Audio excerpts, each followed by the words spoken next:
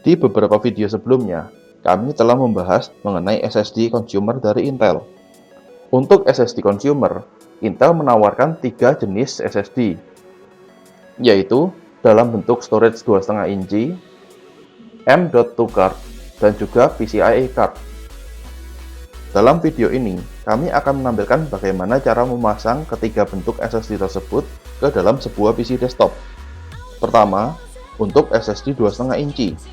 Bila casing yang Anda gunakan tidak memiliki tempat khusus untuk SSD 2,5 inci, Anda mungkin membutuhkan bracket tambahan yang memungkinkan SSD ini dipasang ke tempat storage 3,5 inci.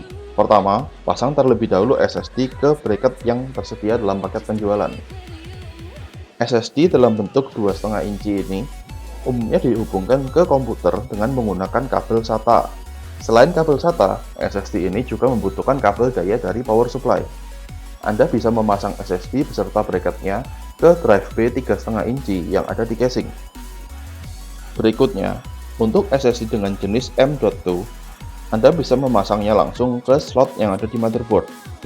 Terdapat 2 slot untuk M.2 SSD ini. Kita akan coba memasangnya di salah satu slot yang tersedia.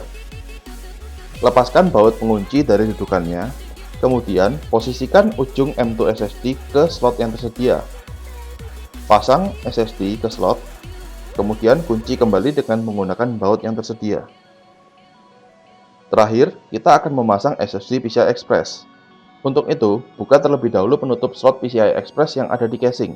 Setelah penutup terbuka, pasang SSD ke slot PCI Express yang sesuai. Kemudian, kunci dengan menggunakan baut. Berikutnya, kami akan membahas bagaimana cara menentukan SSD yang sesuai dengan kebutuhan Anda. Oleh karena itu, jangan sampai lewatkan video berikutnya.